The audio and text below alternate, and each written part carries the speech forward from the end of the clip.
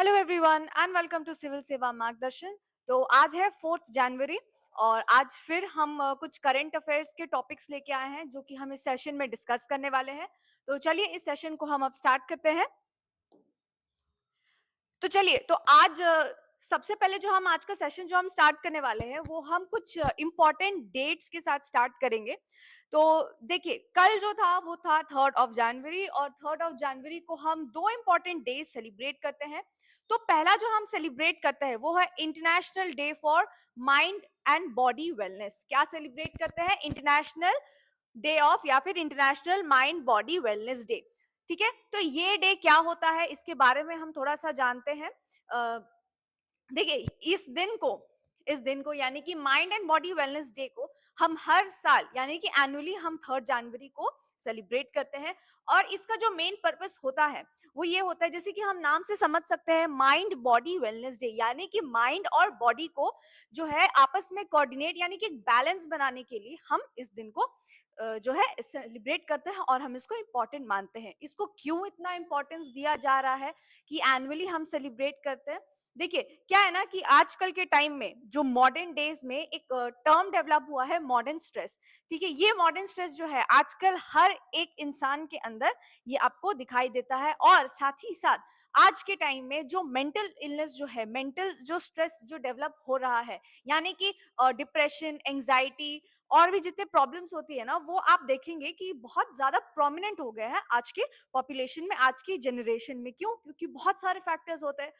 Work stress बहुत बढ़ चुका है, सोशल मीडिया नेगेटिविटी बहुत ज्यादा फैल चुकी है। तो इन सब की वजह से क्या है कि हमारा जो माइंड है वो काफी ज्यादा अनबैलेंस रहने लग गया है।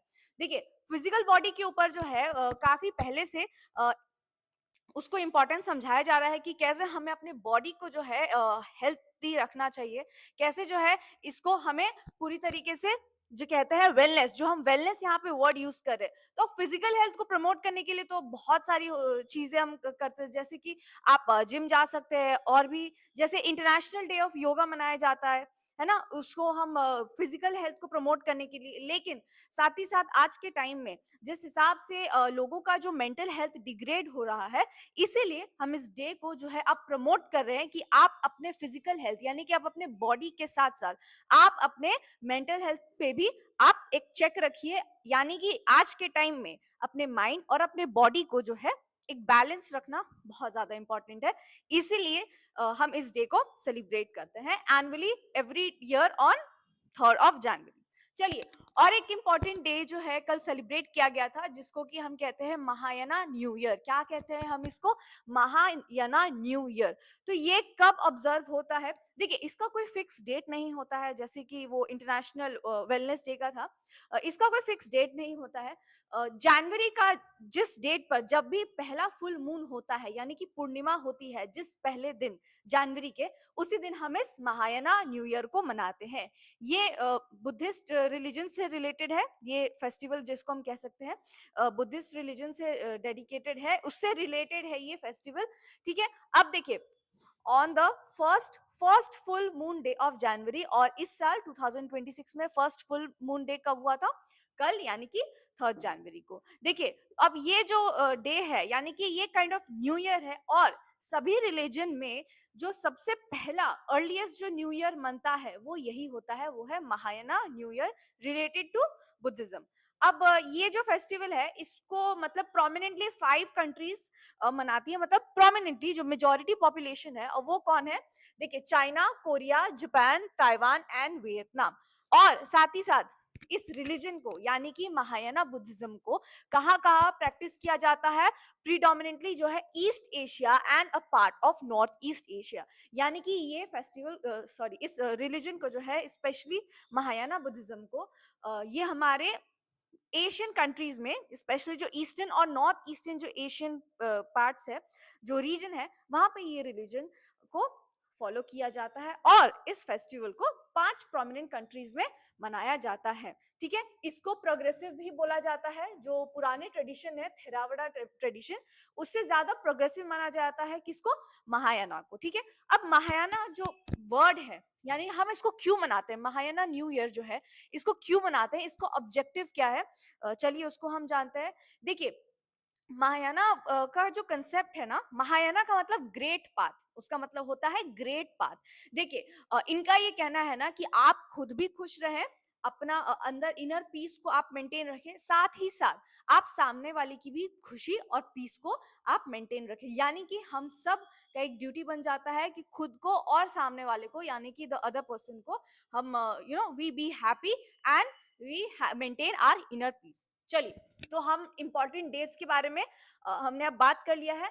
अब हम कुछ अपॉइंटमेंट्स की बात करेंगे जो कि अभी रिसेंटली हुआ है। चलिए, सबसे पहले जब अपॉइंटमेंट की बात करेंगे तो श्री कुमार जी पिल्लई के बारे में, जो कि क्या अपॉइंट हुए हैं, he is appointed as a director of Indira Gandhi centre for atomic research, यानी कि आईजीसीएआर। किसके? Indira Gandhi centre for atomic research. चलिए, अब ये जो थे हमारे श्री कुमार जी पिल्लई सर, ये पहले क्या थे? ये बार्क में जो थे पहले डिप्टी चीफ एग्जीक्यूटिव थे। ठीक है, तो बार्क क्या होता है? बार्क का फुल फॉर्म अगर हम कहें तो ये क्या है, इसका फुल फॉर्म। ठीक है, देखिए इसका हेडक्वार्टर्स कहाँ पे है? इसका हेडक्वार्टर्स जो है वो मुंबई में है। बार्क का फुल फॉर्म जो है ये है भाभा एटॉमिक रिसर्च सेंटर। ठीक है, तो बार्क का फुल फॉर्म जो है वो है Bhabha atomic research centre, and currently he has been appointed the director of IGCAR, यानी कि Indira Gandhi centre for atomic research. ठीक है, और इसका हेडक्वार्टर्स कहाँ पे? इसका हेडक्वार्टर्स है कलपक्कम में। चलिए, इसका अपॉइंटमेंट कब से इफेक्टिव है? 1 जनवरी से जो है इसका अपॉइंटमेंट, इनका अपॉइंटमेंट जो है वो हम इफेक्टिव माना जाएगा। देखिए इन दोनों में जो है क्या मेन डिफरेंस है? देखिए बार्क जो है, बार्क एक बहुत पुराना ऑर्गेनाइजेशन है जो कि मोस्टली जो न्यूक्लियर रिएक्शंस होते हैं, है ना, न्यूक्लियर रिएक्शंस वगैरह जो होते हैं, ये उसके लिए बहुत ही फेमस है, यानी कि मेजर सेंटर है, वहाँ का रिसर्च सेंटर है। जो आईजीसीएआर भी है वो भी एक रिसर्च सेंटर ही है, बट वहाँ पे जो मेनली जो उसका यूज है वो है जो फास्ट ब्रीडर न्यूक्लियर रिएक्टर्स है। क्या है? Fast breeder nuclear reactors mainly उसका वहां पे देखा जाता है। कहाँ पे? आईजीसीएआर में। चलिए, तो पहला अपॉइंटमेंट हमने देख लिया। नेक्स्ट अपॉइंटमेंट की हम बात करें तो अब वो हाई कोर्ट के चीफ जस्टिस की बात करते हैं। कल के सेशन में हमने देखा था कि कैसे पटना हाई कोर्ट के न्यू चीफ जस्टिस अपॉइंट हुआ है। कौन? जस्टिस संगम कुमार साहू। आज जिस हम अपॉइंटमेंट की बात करेंगे वो हम केरला हाई कोर्ट के चीफ जस्टिस की हम बात करने वाले हैं। देखिए, तो कौन अपॉइंट हुए हैं? जस्टिस सोमेन सेन। ठीक है, तो वो अभी रिसेंटली वो केरला हाई कोर्ट के चीफ जस्टिस अपॉइंट हुए हैं। तो जस्टिस सोमेन सेन जो है वो यहाँ इधर केरला ज्वाइन करने से पहले वो किधर के चीफ जस्टिस रह चुके हैं? वो मेघालय हाई कोर्ट के चीफ जस्टिस में सर्व कर चुके हैं। ठीक है, अब उनको अपॉइंट किया गया कहाँ का? केरला हाई कोर्ट का चीफ जस्टिस। देखिए, अभी इससे पहले केरला हाई कोर्ट के अभी तक वो अपॉइंट हो चुके हैं, लेकिन उन्होंने ज्वाइन नहीं किया है। अभी करेंटली जो केरला हाई कोर्ट के चीफ जस्टिस है जिनका रिटायरमेंट होने वाला है 9 जनवरी को, तो वो कौन है? वो है जस्टिस नितिन जामदार। वो है जस्टिस नितिन जामदार, जिसको कि हमारे सोमेन सेन जो जस्टिस है वो उनको रिप्लेस करने वाले हैं। किधर? केरला हाई कोर्ट में। चलिए, अब हम थोड़ा हाई कोर्ट जजेस से रिलेटेड हम उनकी अपॉइंटमेंट की बात करते हैं। देखिए, तो उनको अपॉइंट कौन करता है? जो हाई कोर्ट के जो चीफ जस्टिस है ना, उनको अपॉइंट, या फिर जजेस की भी अगर हम बात करें तो उनको अपॉइंट करने का काम होता है किसका? प्रेसिडेंट का काम होता है। और ये अपॉइंटमेंट जो है वो किस आर्टिकल के अंदर है? ये आर्टिकल 217 के अंदर आता है। किसके? इंडियन कॉन्स्टिट्यूशन में। तो ये तो हो गया हाई कोर्ट का अपॉइंटमेंट आर्टिकल। सुप्रीम कोर्ट में जो है यही अपॉइंटमेंट आर्टिकल 124 में करता है। ठीक है, अंडर आर्टिकल 124। चलिए, अपॉइंटेड बाय द प्रेसिडेंट किसके कंसल्टेशन से होता है? ठीक है, in consultation chief justice of India and the governor of the concern state. अब देखिए, चीफ जस्टिस की अगर हम बात करें तो जब चीफ जस्टिस की जो अपॉइंटमेंट होती है तो वो भी कौन कराता है? वो भी प्रेसिडेंट जो है हमारे वो अपॉइंटमेंट कराती है। और रिकमेंडेशन किसके थ्रू होता है? तो एक सुप्रीम कोर्ट की कलेजियम जो है वो बैठती है, सुप्रीम कोर्ट की कलेजियम। ठीक है, recommended by the supreme court collegium and 4 senior most supreme court जजेस। फॉर्मली कौन अपॉइंट करता है? President of India on the advice of prime minister. Oath किसके आर्टिकल के अंडर होता है? ओथ होता है आर्टिकल 219 के अंदर। और इनकी जो रिटायरमेंट की एज है, इनकी जो रिटायरमेंट की एज है वो है 62 इयर्स। ठीक है, वो है 62 इयर्स, जो कि किस आर्टिकल के अंडर मेंशन है? 217 क्लॉज 1। चलिए, तो ये हमारा पहला दूसरा जो है अपॉइंटमेंट, हमने उसके बारे में भी बात कर लिया।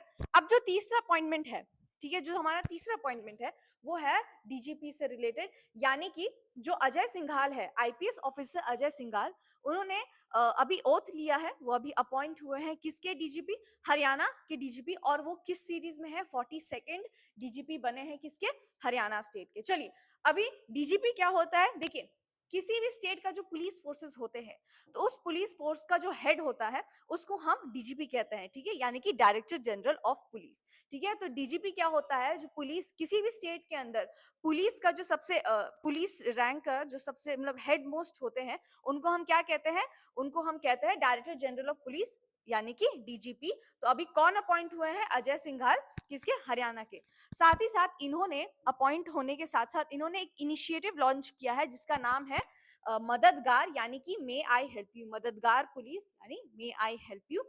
अब ये किस लिए है, ये इनिशिएटिव इन्होंने क्यों लॉन्च किया है, देखिए रात के टाइम में जिन लोगों को असिस्टेंस की जरूरत है, किसी भी टाइप की असिस्टेंस की अगर जरूरत है, चाहे उनको सेफ्टी इशू हो रहा हो या कोई भी टाइप की प्रॉब्लम अगर वो फेस कर रहे हैं रात के टाइम में, तो उस चीज के लिए, उस इनिशिएटिव, उस प्रॉब्लम को फेस करने के लिए, सॉल्व करने के लिए जो है इस इनिशिएटिव को लॉन्च किया गया, जिसका नाम क्या है, जिसका नाम है मददगार पुलिस। चलिए नेक्स्ट स्लाइड पे आते हैं। लास्ट हम अपॉइंटमेंट की बात करें तो देखिए, जो एक मेजर ब्यूरोक्रेटिक शफल हुआ है, यानी कि हमारे सेंट्रल गवर्नमेंट ने क्या किया है कि हमारी जो ब्यूरोक्रेटिक पॉपुलेशन जो है, यानी कि जो हमारे कंट्रीज में जो ब्यूरोक्रेट्स है, स्पेशली सीनियर ब्यूरोक्रेट्स, तो उनमें एक मेजर शफलिंग हुआ है, ठीक है, पोजीशंस को लेके शफलिंग हुआ है। चलिए जैसे कि देखते हैं, सीनियर ब्यूरोक्रेट लव अग्रवाल, उनको क्या अपॉइंट किया गया है, उनको डीजीएफटी, ठीक है, डीजीएफटी अपॉइंट किया गया, यानी कि director general of foreign trade, उनको डीजीएफटी अपॉइंट किया गया है following a major bureaucratic reshuffle. ठीक है, रविंद्र कुमार अग्रवाल की बात करें तो उनको जो है अपॉइंट किया गया, कहा, chairman and managing director of food cooperation India. और इससे पहले वो किधर सर्व कर रहे थे, इससे पहले वो सर्व कर रहे थे as an additional secretary in the ministry of cooperation. ठीक है, तो अभी वो सीएमडी बने हैं किसके, एफसीआई के, और इससे पहले वो एडिशनल सेक्रेटरी थे, कहां पर, मिनिस्ट्री ऑफ कोऑपरेशन में। चलिए लास्ट अपॉइंटमेंट की अगर हम बात करें तो पंजाब कैडर के एक आईएएस ऑफिसर है दिलीप कुमार, उनको अपॉइंट किया गया है क्या, डीजी यानी director general in the ministry of skill development and entrepreneurship. ठीक है, तो ये यहाँ पर जो है हमारा अपॉइंटमेंट सेक्शन खत्म होता है। अब हम बढ़ते हैं कुछ डिफेंस रिलेटेड न्यूज में। ठीक है, अब हम बढ़ते हैं कुछ डिफेंस रिलेटेड न्यूज में, तो उसमें जो हमारा पहला न्यूज है वो भी एक काइंड ऑफ अपॉइंटमेंट ही है। ठीक है, तो क्या है हम उसके बारे में देखते हैं। देखिए, lieutenant general Harpal Singh assume charge as the 29th director general of border roads. तो बॉर्डर रोड्स क्या है, देखिए ये एक ऑर्गेनाइजेशन हम इसको कह सकते हैं, जो हम बीआरओ जानते हैं, यानी कि बॉर्डर रोड ऑर्गेनाइजेशन।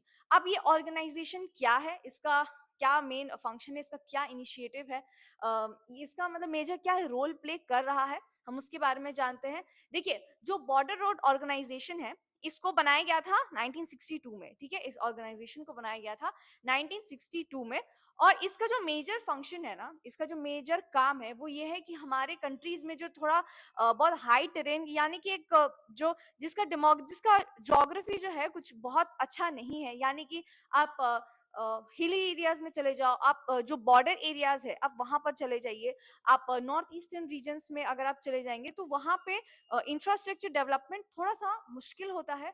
तो इसलिए हमने इस ऑर्गेनाइजेशन को 1960 में बनाया था, ताकि वहां पर जो है हम इंफ्रास्ट्रक्चर बना सके। ठीक है, अब देखिए 1960 में तो इसका फॉर्मेशन हुआ था, और ठीक इसके 2 साल बाद यानी कि 1962 में हमारा इंडिया चाइना वॉर हुआ था। अब देखिए इस वॉर के बाद क्या है कि इंडिया को ये लगा कि हमें अपना जो बॉर्डर एरियाज है, हमें उसको सिक्योर करने की, सिक्योर के साथ साथ हमें उसका इंफ्रास्ट्रक्चर को डेवलप करने का बहुत ज्यादा जरूरी है, बहुत ज्यादा उसका जरूरत है। चलिए, तो इसका की रोल देखते हैं, building strategic infrastructure in difficult and remote terrains. ठीक है, contribute significantly to national security and border area connectivity. ठीक है, तो ये बीआरओ जो है ये किसके अंडर आता है, ये मिनिस्ट्री ऑफ डिफेंस के अंडर आता है, और इसको मिनिस्ट्री ऑफ डिफेंस के अंदर कब लाया गया था, 2015 में। ठीक है, चलिए, तो ये हमारा पहला डिफेंस न्यूज हो गया है। अब हम दूसरे पे आते हैं।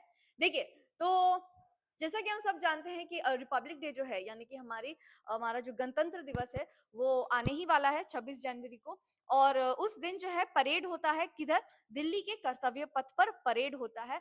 और इस बार पहली बार जो इंडियन आर्मी का जो एनुअल कंटीजेंट है, इंडियन आर्मी का जो एनुअल कंटीजेंट है उसको भी इस बार कर्तव्य पथ में परेड में प्रेजेंट किया जाएगा।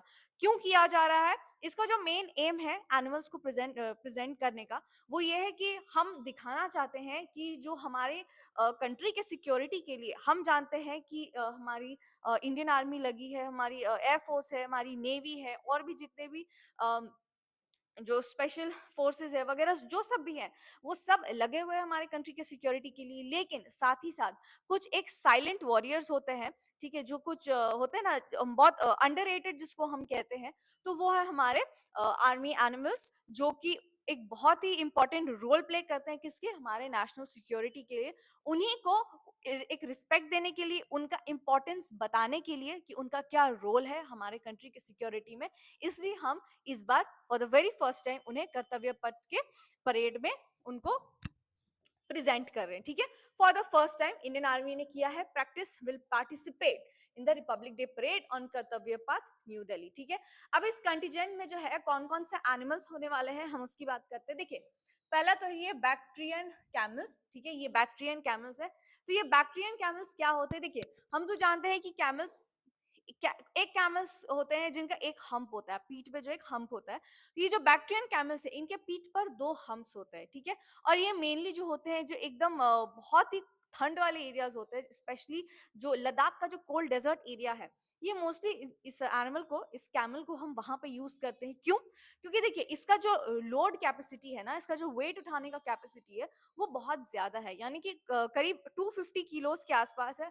साथ ही साथ जो है इसका जो वाटर इनटेक कैपेसिटी है, वाटर होल्डिंग कैपेसिटी जिसको हम कह सकते हैं, बहुत ही ज्यादा है, यानी कि उसको बहुत ज्यादा पानी की जरूरत नहीं है, वो काफी ज्यादा स्टोर करके रख सकता है। और इसको हम जो मोस्टली लद्दाख वगैरह एरियाज है, बॉर्डर जो एरियाज है, हम वहां पे एक सर्वेलेंस के थ्रू इस कैमल को हम यूज करते हैं। चलिए, अब आता है ज़ंस्कार पोनीज। देखिए, ज़ंस्कार पोनीज जो है इसको भी जो है हम वहाँ कोल्ड डेजर्ट एरियाज है, लद्दाख जितने भी एरियाज है कोल्ड, इसको भी हम सर्वेलेंस वगैरह के लिए ही यूज करते हैं। अब आते हैं रैप्टर्स। रैप्टर्स क्या होते हैं? देखिए, रैप्टर्स जो है ये कोई एनिमल नहीं है, ये कोई जानवर नहीं है, ये एक बर्ड है।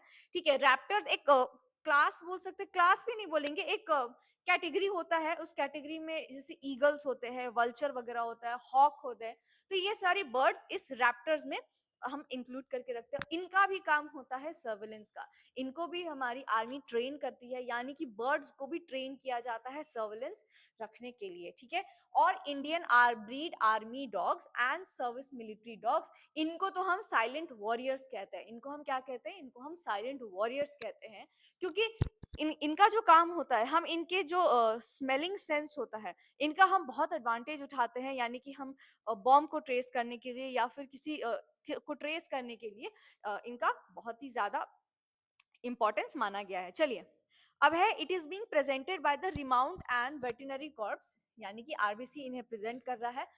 हम इनको प्रेजेंट करने का हमारा क्या मोटिव है कि हम इनका रोल और इम्पोर्टेंस समझाएं, हम दिखाएं कि ह्यूमंस के साथ साथ एनिमल्स भी कैसे हमारी नेशनल सिक्योरिटी में कंट्रीब्यूट कर रही है। ठीक है, आर्मी डॉग्स को हम साइलेंट वॉरियर्स कहते हैं। ठीक है, जो कि की अट्रैक्शन होने वाला है परेड का, तो कौन होने वाला है? आर्मी डॉग्स, वो की अट्रैक्शन होने वाला है परेड का। चलिए, तो यहाँ पे हमारा सेकंड न्यूज भी खत्म होता है। अब हम थर्ड न्यूज पे आते हैं, जो कि मिसाइल के बारे में है। तो रिसेंटली डीआरडीओ ने एक मिसाइल लॉन्च किया है उड़ीसा के चंडीपुर कोस्ट से। ठीक है, उड़ीसा में एक ऑफ कोस्ट है जिसका नाम है चंडीपुर, तो वहां से एक मिसाइल लॉन्च किया गया है जिसका नाम रखा गया है प्रलय। जिसका नाम क्या है? जिसका नाम है प्रलय। ठीक है, तो इसको किसने सक्सेसफुली लिया है? इसको किया गया है टू प्रलय मिसाइल्स बाय डीआरडीओ। ठीक है, अब हम इसका कुछ फीचर्स के बारे में देखते हैं। चलिए, इसका हम फीचर्स के बारे में बात करें तो ये मिसाइल जो है प्रलय मिसाइल, ये एक सरफेस टू सरफेस मिसाइल है। अब देखिए, मिसाइल के भी बहुत सारे टाइप होते हैं। एक होता है एयर टू एयर मिसाइल, एक होता है एयर टू सरफेस मिसाइल, एक होता है सरफेस टू एयर मिसाइल, और चौथा होता है सरफेस टू सरफेस मिसाइल। ठीक है, सबके अलग अलग एग्जाम्पल्स हैं। अब ये जो प्रलय है, यानी कि ये सरफेस टू सरफेस में, यानी कि मोस्टली इसका जो काम करने का जो एरिया है, जो रेंज है, वो लैंड एरियाज में है, ठीक है। तो इसका जो कहाँ है टारगेट जो हम सेट करते हैं वो लैंड पे ही होता है, इसलिए हम इसको सरफेस टू सरफेस मिसाइल कहते हैं। साथ ही साथ इसमें सॉलिड फ्यूल यूज किया जाता है, और सबसे इंपॉर्टेंट जो इसका फीचर है वो है ये एक क्वाजी बैलिस्टिक मिसाइल है। वो क्या है? एक क्वाजी बैलिस्टिक मिसाइल है। अब बैलिस्टिक मिसाइल का मतलब क्या होता है? देखिए, बैलिस्टिक मिसाइल मतलब जैसे कि अगर मेरे हाथ में एक पत्थर है, एक ये पेन है मेरे हाथ में, तो अगर हम इसको यहाँ से फेंकेंगे तो ये कैसे जाएगा? अगर हम इसको ऐसे करके फेंकेंगे तो ये एक प्रोजेक्टाइल पाथ में जाएगा, है ना, यानी कि इधर से जाएगा, एक हाईएस्ट पॉइंट पर जाएगा, उसके बाद जहां पे इसका टारगेट है वो उधर पे जाके हिट करेगा, ठीक है। तो इसको हम कहते हैं बैलिस्टिक मिसाइल, जो कि एक प्रोजेक्टाइल पाथ पे ट्रैवल करता है। अब इस क्वाजी का मतलब क्या होता है? देखिए, क्वाजी का मतलब होता है कि ये इसका जो डायरेक्शन है ये पार्शियली है। देखिए, ये इस मिसाइल का बहुत ही ज्यादा की फीचर है। क्यों? क्योंकि क्वाजी बैलिस्टिक मतलब क्या हुआ कि ये मिसाइल अपना डायरेक्शन मिड एयर भी चेंज कर सकता है। मोस्टली क्या होता है, जो मिसाइल्स होते हैं, अगर हम उनको लॉन्च कर रहे हैं तो वो जहाँ इसका टारगेट है वो उधर पे जाके गिरेगा। अब इससे क्या होता है, जब हमने मिसाइल अगर लॉन्च किया तो एनिमी के लिए, जो एनिमी टेरिटरी है या जो एनिमी की जो डिफेंस फोर्सेस है, उनके लिए बहुत इजी हो जाएगा उसको ट्रैक करना, उसके रेंज को ट्रैक करना, उसके टारगेट जहाँ पे उसको गिरना है, अटैक करना है, उसको ट्रैक करना काफी ज्यादा इजी होता है। और उसी केस में हम जो एनिमी है वो उस मिसाइल को डिस्ट्रॉय करना भी उनके लिए बहुत इजी होता है। अब इसका मेन फीचर क्या है ना, कि ये मिड एयर जो है अपना डायरेक्शन चेंज कर सकती है। यानी कि मान लीजिए अगर ये यहाँ से शुरू हो रहा है, तो यहाँ इस पॉइंट पे जाके क्या पता कि वो डेविएट हो जाए, वो ऑटोमेटिकली डेविएट हो जाता है। हम जब भी सिग्नल देते हैं या हम भी जब भी प्रोग्राम करते हैं उस चीज को कि कब डेविएट होना है, इससे क्या होता है कि एनिमी इसका एग्जैक्ट जो लोकेशन है उसको ट्रेस नहीं कर सकती है, इसके रेंज को ट्रेस नहीं कर सकती है, ठीक है। अब इसकी हम रेंज की बात करें तो बहुत ज्यादा रेंज नहीं है, 150 टू 500 किलोमीटर मैक्सिमम, यानी कि एक शॉर्ट रेंज मिसाइल है, ठीक है। पेलोड कैपेसिटी की बात करें तो 500 टू 1000 किलो की इसकी कैपेसिटी है। और इसको किसने डेवलप किया है? इसको रिसर्च सेंटर इमारत, जो कि कहाँ है, एक हैदराबाद बेस्ड लेबोरेटरी है। उन्होंने कोलैबोरेट किया है किसके साथ? डीआरडीओ के साथ। तो इन्होंने आरसीआई और डीआरडीओ ने मिलकर बनाया है। चलिए नेक्स्ट पे आते हैं, क्लोज क्वार्टर बैटल यानी कि सीक्यूबी कार्बाइन। अब ये सीक्यूबी कार्बाइन क्या होता है? देखिए, ये एक बहुत ही लाइट वेट गन्स होता है, जो कि जो शॉर्ट कॉम्बैट मिशंस होते हैं ना, उस पे यूज करते हैं, ठीक है। तो एक बहुत ही शॉर्ट यानी कि सॉरी लाइट वेटेड गन्स होते हैं। चलिए, तो मिनिस्ट्री ऑफ डिफेंस ने इसका कॉन्ट्रैक्ट साइन किया है फॉर अप्रोक्सीमेटली 4000 करोड़ के लिए, ठीक है। तो ये किसके लिए है? ये इंडियन आर्मी और नेवी के लिए इनको प्रोक्योर किया गया है, यानी कि इनका कॉन्ट्रैक्ट साइन किया गया है। अब देखिए, ये ना एक इंडिजिनियसली डेवलप मशीन है, यानी कि गन जिसको हम कह सकते हैं, जिसको कि किसने डिजाइन किया है? जिसको कि डीआरडीओ ने डिजाइन किया है और बनाया गया है किसके थ्रू? भारत फॉर्ज लिमिटेड ने इसको बनाया है। चलिए, इसका फीचर्स जैसे मैंने बताया, ये कॉम्पैक्ट और लाइट वेट होता है, ठीक है। ये बहुत ही लाइट वेट होता है, इजी टू कैरी होता है, यानी कि जो शॉर्ट मिशंस होते हैं, कॉम्बैक्ट मिशंस होते हैं, इसमें हम इजीली इसको कैरी कर सकते हैं। क्लोज रेंज कॉम्बैक्ट और काउंटर टेररिज्म ऑपरेशंस में ये बहुत ही ज्यादा हेल्पफुल होता है। चलिए, तो यहाँ पे जो है हमारा डिफेंस रिलेटेड न्यूज खत्म होता है। अब हम नेशनल न्यूज पे आते हैं। चलिए, तो अब नेशनल न्यूज की हम बात करें तो जो पहला न्यूज है वो है e bill system for fertiliser subsidies launch. देखिए, तो हमारे कंट्रीज में हमारे कंट्री में काफी बहुत सारी चीजों के लिए सब्सिडीज प्रोवाइड की जाती है, और उनमें से एक सब्सिडी जिस पे हम बात करने वाले हैं वो है फर्टिलाइजर सब्सिडी के बारे में, ठीक है। मेन जो है वो फर्टिलाइजर सब्सिडी के बारे में नहीं है। देखिए, इन सब्सिडीज के लिए जो हमारे यूनियन मिनिस्टर है श्री जेपी नड्डा, तो उन्होंने ई बिल लॉन्च किया है। उन्होंने क्या लॉन्च किया है? ई बिल लॉन्च किया है। ई बिल यानी कि जो इलेक्ट्रॉनिक जनरेटेड बिल होता है उसको उन्होंने लॉन्च किया गया है, ठीक है। तो इसको लॉन्च करने का क्या फायदा है? देखिए, तो जो हम ट्रेडिशनल मेथड पे हम जाते हैं, ठीक है, जिसमें हम हैंडमेड बिल्स बनाते हैं, पेपर पे जो बिल्स बनाते हैं, तो उससे बहुत ही ज्यादा स्कैम होते हैं। आज के टाइम में बहुत ज्यादा स्कैम्स हो रही है। बहुत ही आसान भाषा में कहें तो घपलाबाजी बहुत ज्यादा होता है उस पेपर रिलेटेड बिल से। और देखा जाए तो अल्टीमेटली आप वो एक पेपर है, पीस ऑफ पेपर है, and with time paper automatically degrade करने लगता है, खराब होने लगता है, सड़ने लग जाता है, ठीक ठीक है। तो इसीलिए उन सब के लिए और साथ ही साथ ट्रांसपेरेंसी मेंटेन करने के लिए, क्योंकि जो फिजिकल बिल होता है हमारे हाथ में, पेपर बिल होता है, उसमें काइंड ऑफ ट्रांसपेरेंसी नहीं होता है। जैसा मैंने कहा कि काफी ज्यादा चेंजेस कर दिए जाते हैं, तो बहुत ही ज्यादा स्कैम हो जाता है उससे। तो इस चीज में ट्रांसपेरेंसी लाने के लिए, ठीक है, हमने क्या किया है, हमने ई बिल इंट्रोड्यूस किया है। कि सॉरी, किसने इंट्रोड्यूस किया है? जेपी नड्डा जी ने इंट्रोड्यूस किया गया है। अब देखिए, इससे क्या है कि एक फाइनेंशियली जो है एक कंट्रोल रहेगा, कोई स्कैम वगैरह नहीं होंगे, ठीक है। और साथ ही साथ जो होगा, डिजिटल वेरिफिकेशन भी होगा, किसका? पेमेंट का। पहले जो था, अगर मान लीजिए जैसे कैश ट्रांसफर हो रहा है, तो रिकॉर्ड तो रहता है, लेकिन बहुत ही ज्यादा डिटेल रिकॉर्ड नहीं रहता है। इससे क्या होगा, ई बिल से जितने भी पेमेंट्स होंगे, ठीक है, उनको डिजिटली वेरीफाई किया जाएगा, यानी कि उन सबका एक ऑफिशियल रिकॉर्ड रखा जाएगा एक प्रॉपर तरीके से। चलिए, ये सारे ऑटोमेटिकली रिकॉर्ड होंगे, जो कि ऑडिटिंग और अकाउंटेबिलिटी में बहुत ज्यादा हेल्प करने वाले हैं। अभी जैसे मैंने बताया, तो फ्रॉड कम हो जाएंगे, फंड्स का जो मिसयूज होता है वो कम हो जाएंगे। साथ ही साथ जो बिल बनने में जो ह्यूमन एरर होते हैं, नंबरिंग में जो गलती होती है, या फिर जितने भी ह्यूमन एरर होते हैं, उन सबको ये कम करेगा। और साथ ही साथ जो मैनुअल और पेपर बेस्ड प्रोसीजर है, यानी कि जो मैनुअल प्रोसीजर जिसको हम कहते हैं, इतना सारा पेपर जो है हमारे पास जमा हो जाता था, जिसको कि संभालना एक बहुत ही बड़ा टास्क होता था, स्टोर करना एक टास्क होता था। तो अब इस ई बिल के थ्रू हम इन सभी प्रॉब्लम्स को ओवरकम कर सकते हैं, ठीक है। चलिए, तो ये पहला न्यूज हमने कवर कर लिया। दूसरे न्यूज पे आते हैं। तो India recorded the death of 166 tigers इन 2025।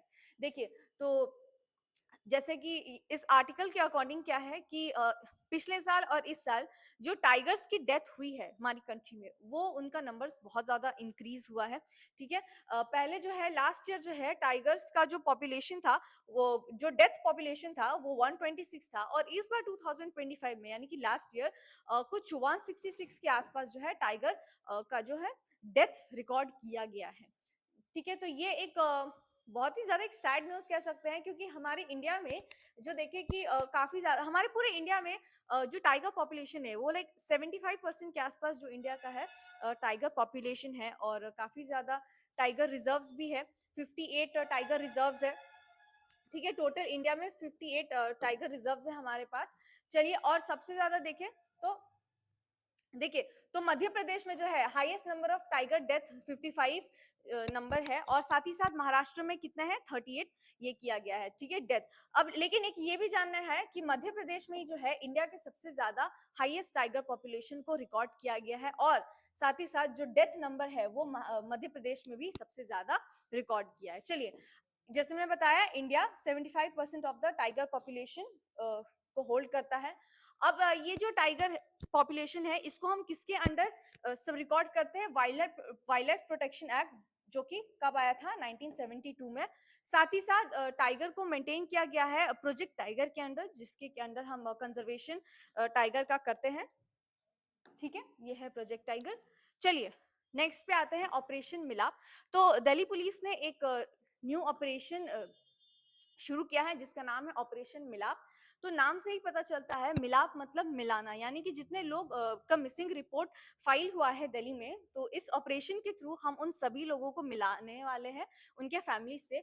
और दिसंबर में देखें तो 102 पीपल, यानी 102 लोगों को ट्रेस किया गया है, जिसमें से 35 चिल्ड्रन थे और 67 अडल्ट थे, ठीक है।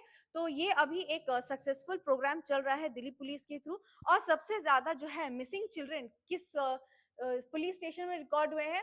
कपाशेरा, सागरपुर एंड पालम विलेज में, ठीक है। चलिए, नेक्स्ट आर्टिकल पे आते हैं। तो हम यहाँ पे अब पिपरावा रेलिक्स के बारे में बात करेंगे। तो पिपरावा रेलिक्स क्या होता है? देखिए, ये गौतम बुद्धा से रिलेटेड है, यानी कि उनसे, उनके रिलेटेड जितने भी फैक्ट्स है, आर्टिफैक्ट्स है, जो कि ऑब्टेन किए गए हैं, कुछ एक्सकवेट किए गए थे कुछ 1889 के आसपास। तो मेनली जो है इसमें जो गौतम बुद्धा के जो बोन्स है वो एक्सट्रैक्ट हुए थे। तो जो एक्चुअल जो आर्टिफैक्ट्स जिसको हम कह सकते हैं, उसको हम कहते हैं पिपरावा रेलिक्स। तो इन रेलिक्स का, यानी कि उनसे रिलेटेड जो हमें चीजें मिली है, एक्सकवेट हुई हैं गौतम बुद्धा से रिलेटेड, तो उसका एक एग्जीबिशन लगने वाला है और वो कहाँ होने वाला है, न्यू दिल्ली में, और ये एग्जीबिशन 3 जनवरी को हो चुका है।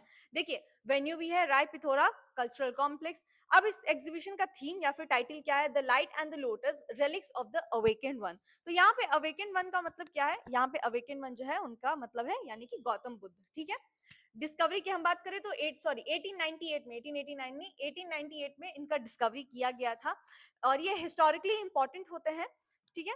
चलिए नेक्स्ट की हम बात करें तो तमिलनाडु गवर्नमेंट जो है उन्होंने पहला जलीकट्टू इवेंट, जलीकट्टू इवेंट क्या होता है, तो ये तमिलनाडु का एक स्टेट फेस्टिवल है जिसमें कि हम बुल्स को, बुल यानी कि बैल को हम ऑनर करते हैं। क्यों, उनका एग्रीकल्चर से रिलेटेड जो कंट्रीब्यूशन होता है हम उसमें उनको ऑनर करते हैं इस फेस्टिवल यानी जलीकट्टू के थ्रू, ठीक है।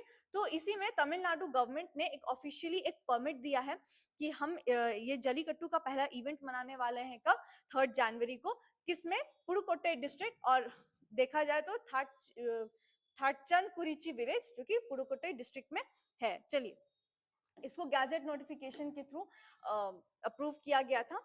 चलिए लोकेशन भी हमने देख लिया है।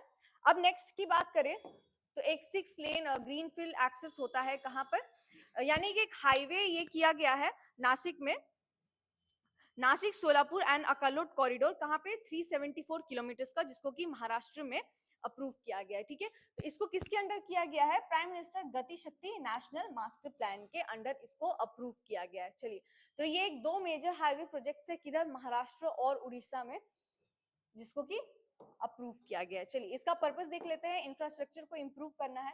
अब ये जो प्राइम मिनिस्टर गति शक्ति प्लान है इसको 2021 में लॉन्च किया गया था और ये एक 100 लाख करोड़ का प्लान है, ठीक है, जिसको जिसको कि यूज किया जाएगा अगले 5 साल, किसके लिए, इंफ्रास्ट्रक्चर को इंप्रूव करने के लिए। अब इसका हम सेक्टर्स की बात करें तो 7 मेन एरियाज में हम इंप्रूवमेंट लाएंगे, railways, roads, port, waterways, airport, public transport and logistics along with support from energy, IT, water and social infrastructure, ठीक है। चलिए नेक्स्ट न्यूज पे आते हैं तो एल्बर्ट अक्का ब्रिगेड ने अपना 56 रेजिंग डे सेलिब्रेट किया है। तो अब ये एल्बर्ट एक्का ग्रुप क्या है, brigade, sorry Albert Ekka brigade, देखिए ये एक मिलिट्री कंटीजेंट है किधर पे, नॉर्थ ईस्ट एरिया का। और ये जो एल्बर्ट एक्का है ये जो हमारा वॉर हुआ था 1971 में इंडिया पाकिस्तान का, तो उसमें उस टाइम जो इनका पोजीशन था वो लैंस नायक थे और इनका एक बहुत ही सिग्निफिकेंट कंट्रीब्यूशन था हमारे वॉर में। तो इसीलिए जो अब जो वहाँ पे कॉन्टिजेंट इंडियन आर्मी का है उसलिए उनका नाम जो है हमने एल्बर्ट एक्का ब्रिगेड रखा है। और इस बार यानी कि 3 जनवरी को उन्होंने अपना 56 रेजिंग डे सेलिब्रेट किया है। देखिए अभी जो एल्बर्ट एक्का थे इनको परमवीर चक्र से भी सम्मानित किया गया था 1971 में वॉर के बाद, ठीक है। अब इस 1971 वॉर में 2 मेन ऑपरेशंस जो है कंडक्ट कराए गए थे, पहला कैक्टस लिली और दूसरा था nutcracker, cactus lily and nutcracker. चलिए नेक्स्ट की बात करें तो नया लोगो आया है किसका, ministry of statistics and programme implementation का, उसका नया लोगो और मैस्कट बनाया गया है। तो इसका जो न्यू लोगो है, ठीक है, इसका जो न्यू लोगो है उसमें अशोक चक्र भी इन्वॉल्व किया गया है, यानी कि बीच में जो लोगो है उसके बीच में एक कह सकते हैं ये अशोक चक्र बनाया गया है यहाँ पे, ठीक है। इस अशोक चक्र के अंदर जो है रूपी का साइन बनाया गया है और यहाँ पे अलग अलग मैथमेटिकल सिंबल्स दिए हुए हैं, ठीक है। तो ये एक नया लोगो लॉन्च किया गया है किसके लिए, ministry of statistics and programme implementation के लिए। अब इसका हम सिंबलाइज करें, देखिए तो अशोक चक्र किस लिए होता है, truth, transparency and good governance के लिए। रूपी जो होता है वो स्टैटिस्टिक्स में होता है यानी कि पॉलिसी मेकिंग और इकोनॉमिक प्लानिंग वगैरह के लिए यूज होता है। देखिए ये क्या प्रमोट करता है, ये data of development, data for development promote करने का इसका काम है। मैस्कट की बात करें तो सांख्यिकी जो है इसका मैस्कट रखा गया है और इसको अब सर्वेज कैंपेन जो जितने भी पब्लिक कैंपेन्स होने वाले हैं उसमें यूज किए जाने वाले हैं। चलिए नेक्स्ट की बात करते हैं तो एक न्यू एक्साइज ड्यूटी जो है लगा है किसपे, टोबैको एंड पान मसाला में कस्टम्स एंड एक्साइज ड्यूटी, जिसमें से कि क्या है चेंज हुआ है, बढ़ा है, बीड़ी पे 18% जीएसटी लगा है और जितने भी अदर टोबैको प्रोडक्ट्स है उसमें 40% जीएसटी जो है हमारा लगा है 40% टोबैको प्रोडक्ट्स पे, बीड़ी पे 18% जीएसटी। देखिए, तो ये है central excise amendment act of 2025, जो कि इफेक्टिव कब से होने वाला है, 1 फरवरी 2026 से। ठीक है, चलिए रिपोर्ट की अब अगला रिपोर्ट की हम बात करें तो एक dynamic ground water resource assessment 2024 एक रिपोर्ट आया है, जो कि किसने रिलीज किया है, मिनिस्ट्री ऑफ जल शक्ति ने रिलीज किया है। ये मिस्त्री जो हमारे जो ग्राउंड वाटर लेवल्स है उसके ऊपर ये रिपोर्ट आया है, और इस रिपोर्ट के अकॉर्डिंग 2017 से लेके अभी तक जो है ग्राउंड वाटर में एक ओवरऑल इंप्रूवमेंट हमें दिखाई दिया गया है। यानी जो ग्राउंड वाटर रिचार्ज है वो 446.90 बीसीएम यानी कि बिलियन क्यूबिक मीटर है, जो कि इसको लॉन्ग टाइम वाटर हार्वेस्टिंग से हमने इसको बूस्ट किया है। चलिए नेक्स्ट पे आते हैं। ये हमने देख लिया, ओवर एक्सप्लॉइटेड एरियाज है, कंजर्वेशन इम्पैक्ट है और वाटर स्ट्रेच रीजन है। यानी कि जो ग्राउंड वाटर जो हमारा है कंट्री का, तो हमने उसे बहुत ज्यादा एक्सप्लॉइट भी करके रखा हुआ है। और कंजर्वेशन की हम बात करें तो अब हम उसको कैसे कंजर्व कर रहे हैं, देखिए हम उसको टैंक पॉन्ड वगैरह से हम रिचार्ज कर रहे हैं, हम रेन वाटर से भी हम ग्राउंड वाटर को हम इम्प्रूव कर रहे हैं। ठीक है, और वो डबल हुआ है ऑलमोस्ट जो हमारा ग्राउंड वाटर है। और वाटर स्ट्रेस रीजन कौन है हमारे कंट्री में, जो मेनली जो एग्रीकल्चरल जो हैवी एरियाज है, यानी कि पंजाब, हरियाणा, दिल्ली, राजस्थान, तमिलनाडु, कर्नाटका, तेलंगाना, गुजरात, तो ये हमारे वाटर स्ट्रेस कुछ रीजन्स है। चलिए अब इंटरनेशनल न्यूज की अगर हम बात करें तो पहला है US bomb cyclone disrupts holiday travel. देखिए, तो अभी रिसेंटली सेंट्रल यूएसए और ईस्टर्न यूएसए में क्या है कि एक साइक्लोन हिट हुआ है, जिसको कि जो पहले एक विंड स्टॉर्म था एजरा, जो कि अब एक बॉम्ब साइक्लोन बन चुका है। बॉम्ब साइक्लोन मतलब क्या होता है, जब 24 आवर्स के अंदर विंड स्टॉर्म डेवलप होने के 24 आवर्स के अंदर अगर एटमॉस्फेरिक प्रेशर बहुत ज्यादा कम हो जाता है, यानी कि एटमॉस्फेरिक प्रेशर अगर बहुत ही ज्यादा कम हो जाता है, तो उस साइक्लोन को हम क्या कहते हैं, उसको हम बॉम्ब साइक्लोन डिक्लेयर करते हैं, और इस प्रोसेस को हम बॉम्बनाइजेशन हम बोलते हैं। ठीक है, तो ये सेंट्रल यूएसए और ईस्टर्न यूएसए में डेवलप हो चुका है। अब देखिए, ये जो साइक्लोन होता है ये एक बहुत ही स्ट्रॉन्ग स्टॉर्म होता है। ठीक है, जिससे क्या होता है कि एयर प्रेशर, जैसे मैंने कहा, 24 आवर्स के अंदर बहुत घट जाता है, और साथ ही साथ जो है इसका बहुत ही वर्स्ट इफेक्ट होता है हमारे वेदर पे, स्नोफॉल होता है, हेवी रेनफॉल वगैरह सब होता है। चलिए, तो ये हमारा पहला न्यूज कवर हो गया। सेकंड पे बात करते हैं, तो Amazonian stingless bees recently became the first insects in the world to be granted legal rights by Peru। देखिए, पेरू एक कंट्री है, कहाँ, साउथ अमेरिका में, और ये अमेजोन फॉरेस्ट का भी एक पार्ट है।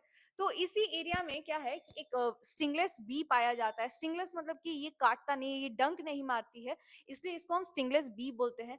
तो ये ग्लोबली पहला इंसेक्ट स्पीशी बना है, पहला ग्लोबली इंसेक्ट स्पीशीज बना है, जिसको कि लीगल ग्रांट्स दिया गया है, किसके लिए, जीने के लिए, उनको अपना जो काम होता है पॉलिनेशन वगैरह, मतलब एक काइंड ऑफ लीगल राइट दिया गया है। यानी कि अगर कोई इसे हार्म पहुंचाने जाए तो जो ह्यूमन कम्युनिटी है वो इनका स्टैंड कोर्ट में, वो इनके प्रॉब्लम को कोर्ट में लेके जा सकती है, यानी कि इसको हम कोर्ट में लेके जा सकते हैं। तो ये पहला वर्ल्ड का स्पीशीज है जिसको कि लीगल राइट्स दिया गया है, किस कंट्री में, पेरू में दिया गया है। चलिए नेक्स्ट की बात करते हैं। तो 1 जनवरी को बल्गेरिया जो है वो पहला कंट्री बना है। ठीक है, वो पहला कंट्री बना है, पहला नहीं सॉरी, 21st कंट्री बना है जिसने कि यूरो करेंसी को अपनाया है, जिसने कि यूरो करेंसी को इसने अपनाया है फाइनली। चलिए, तो ये 20 साल के बाद हुआ है, after Bulgaria join the European union. देखिए, बल्गेरिया एक ऐसा कंट्री है जो यूरोप में ही है, और इसका जो हम नेबर्स की बात करें तो जैसे कि एक नेबर इसका ग्रीस हो जाता है। ठीक है, तो ये यूरोपियन यूरोप में ही आता है, और क्या है कि ये फाइनली इसने 20 साल पहले यूरोपियन यूनियन को फॉर्मली ज्वाइन किया था, और अब जाके इसने यूरो को अडॉप्ट किया है एज इट्स करेंसी। तो बल्गेरिया का जो पहले ओरिजिनल करेंसी था, जो पुराना करेंसी था, वो था इसका लेव, और इसको 1800 से यूज किया जा रहा है। चलिए नेक्स्ट पे आते हैं। तो इक्वेडोर प्रेसिडेंट डैनियल नोबोआ ने 60 डेज इमरजेंसी लगाया है क्रिमिनल वायलेंस के केस में। चलिए, तो इन्होंने अपने कंट्री में 60 डेज का इमरजेंसी लगाया है। इंडिया में अगर हम इमरजेंसी प्रोविजंस की बात करें तो 3 टाइप की इमरजेंसीज होती है। पहला होता है नेशनल इमरजेंसी, दूसरा होता है स्टेट इमरजेंसी, और तीसरा होता है फाइनेंशियल इमरजेंसी। ठीक है, तो ये 3 टाइप की इमरजेंसी जो है वो इंडिया में प्रोमिनेंट है, वो हमारे कॉन्स्टिट्यूशन में लिखा है। चलिए स्पोर्ट्स न्यूज की अगर हम बात करते हैं तो 44th junior national kho kho championship जो है वो बेंगलोर में शुरू हो चुका है। और किस स्टेडियम में होने वाला है, वो अटल बिहारी वाजपेयी स्टेडियम में होने वाला है। और इस चैंपियनशिप से क्या होगा कि जितने भी यंग प्लेयर्स हैं उनको एक प्लेटफॉर्म मिलेगा इस गेम में अपने आप को इम्प्रूव करने का और आगे लेवल्स तक बढ़ने का। चलिए फिर जब देखें के ए प्रेसिडेंट जो है उन्होंने एम्फसाइज किया है बेटर ट्रेनिंग और फैसिलिटीज के लिए। इसी के साथ साथ 58th senior national kho kho championship होने वाला है कहाँ, तेलंगाना में। और 35th सब जूनियर नेशनल चैंपियनशिप कहाँ होने वाला है, कुरुक्षेत्र यानी कि हरियाणा में। चलिए अब हम नेक्स्ट पेज पे आते हैं। तो India international youth selling championship जो है 2026 का, वो चेन्नई पोर्ट में होने वाला है। ये एक सेलिंग चैंपियनशिप है यूथ के लिए, जो कम एज के हैं, बच्चे हैं या फिर यूथ बोल सकते हैं, उनके लिए एक सेलिंग चैंपियनशिप है। और ये इंडिया का लॉन्गेस्ट रनिंग जो चैंपियनशिप है, जो कि सेलिंग कंपटीशन है, उसको भी हम कह सकते हैं। ठीक है, तो ये हमारा हो गया। थर्ड की हम बात करें तो चीफ कोच जियोर्ड मारिजिन अपॉइंट हुए हैं किसके, इंडियन वुमेन हॉकी टीम के कोच। तो ये जो है ये पहले डच एक प्लेयर थे हॉकी के, और अभी इनको अपॉइंट किया गया है हमारे इंडियन वुमेन हॉकी टीम के चीफ कोच। चलिए उस्मान खावजा एक वेटरन ऑस्ट्रेलियन बैटर है जो कि अब रिटायर होने वाले हैं कहाँ से, इंटरनेशनल क्रिकेट से। तो ये जो है पाकिस्तान के पहले पाकिस्तानी बॉर्न प्लेयर है, साथ ही साथ ये पहले मुस्लिम क्रिकेटर है जो कि ऑस्ट्रेलिया को इन्होंने टेस्ट क्रिकेट में रिप्रेजेंट किया है, और ये अब रिटायर करने वाले हैं। चलिए अब कुछ रिवीजन क्वेश्चन की बात करें तो which of the following best describes the प्रलय मिसाइल। तो हमने प्रलय के बारे में बात किया था, तो वो क्या था, solid propellant surface to surface quasi ballistic missile. ये मैस्कॉट संख्या की जो है इसको इंट्रोड्यूस किया गया था ministry of statistics and programme implementation. किसने इनॉग्रेट किया है ई बिल को, तो JP Nadda. Which country became the 21st country to adopt the euro, तो वो है बल्गेरिया। ठीक है, bomb cyclone is best describe as, जो मैंने बोला कि लो प्रेशर डेवलप करता है एक mid latitude weather system undergoing explosive साइक्लोजेनेसिस।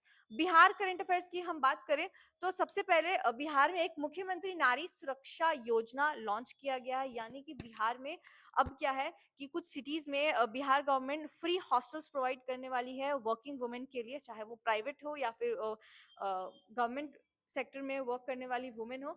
तो ये जो हॉस्टल है इनका अकोमोडेशन फ्री होने वाला है, लेकिन उनको मंथली फूड के लिए 3000 रुपीज पे करना पड़ेगा, जो कि कंपलसरी है। अब ये कहाँ कहाँ कवर किया गया इनिशियली, पटना, गया, मुजफ्फरपुर, दरभंगा और भागलपुर में इसको कवर किया गया है। ठीक है, हर एक हॉस्टल में 50 बेड्स होने वाले हैं और ये बहुत ही सेफ एनवायरनमेंट प्रोवाइड करने वाला है। ठीक है, तो इसका टारगेट ग्रुप क्या है, टारगेट ग्रुप ये है कि जो दूसरे जगह से वुमेन माइग्रेट की है जॉब्स के लिए, उनको हॉस्टल पहले दिया जाएगा, मेनली उनके लिए ये बनाया गया है। अब बिहार स्पोर्ट्स सेक्टर की बात करें तो अभी पिछले साल हमने देखा कि बिहार ने काफी सारे नेशनल और इंटरनेशनल स्पोर्ट्स को होस्ट किया गया है। ठीक है, जैसे कि खेलो इंडिया यूथ गेम्स, जिसमें कि 5 सिटीज में इसको होस्ट किया गया था, 5 सिटीज में। Hero Asia cup men's hockey जो कि राजगीर में होस्ट किया गया था।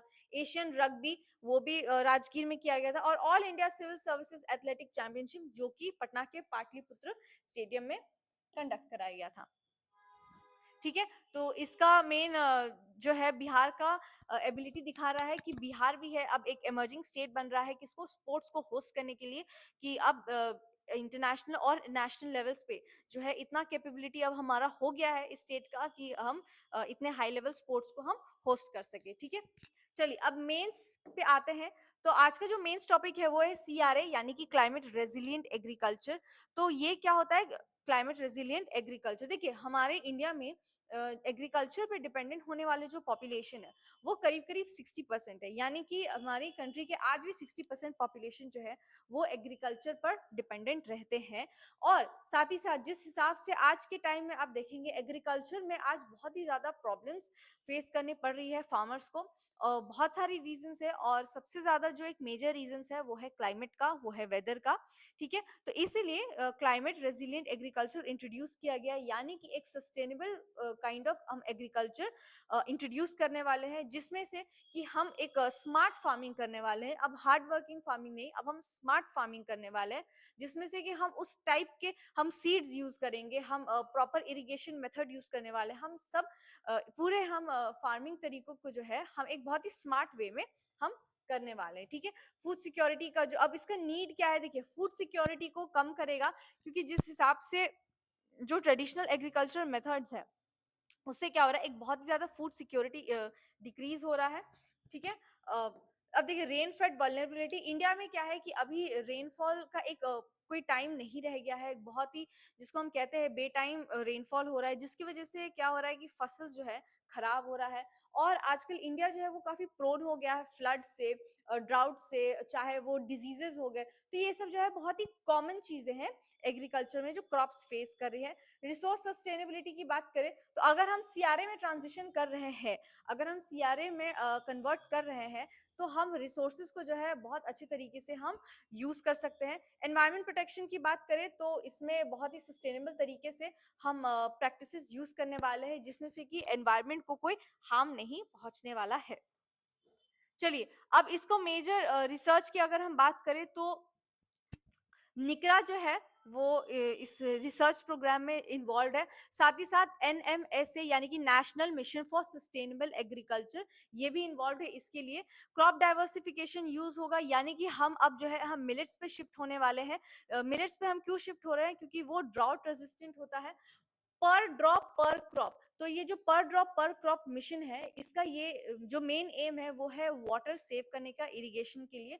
इरिगेशन में मेनली वाटर का बहुत ज्यादा वेस्टेज होता है, और इस वेस्टेज को कंट्रोल करने के लिए, वाटर बचाने के लिए हम इस मेथड का, स्कीम का हम यूज करें। केवीके यानी कि कृषि विज्ञान केंद्र एंड आईसीएआर, जो कि फार्मर्स को रिसर्च में हेल्प करने वाला है, उनको डिस्ट्रिक्ट टू डिस्ट्रिक्ट यानी कि बहुत ही ग्राउंड लेवल पे ट्रेनिंग देने वाला है सारे स्कीम्स को लेके। और साथ ही साथ हम बायोटेक्नोलॉजी का भी यूज करने वाले हैं इस सीआरए को एक सक्सेसफुल बनाने में। ठीक है, अब कुछ चैलेंजेस की हम बात करें तो देखिए पहला क्या है कि बहुत ही हाई कॉस्ट है, यानी कि देखिए किसी भी स्मार्ट फार्मिंग के लिए जो है कुछ कुछ हमें टेक्नोलॉजी का यूज हमें पड़ने वाला है, जो कि एक नॉर्मल फार्मर के लिए, जो कि एक बहुत ही मिडिल क्लास फार्मर है, उसके लिए बहुत ज्यादा एक्सपेंसिव होने वाला है।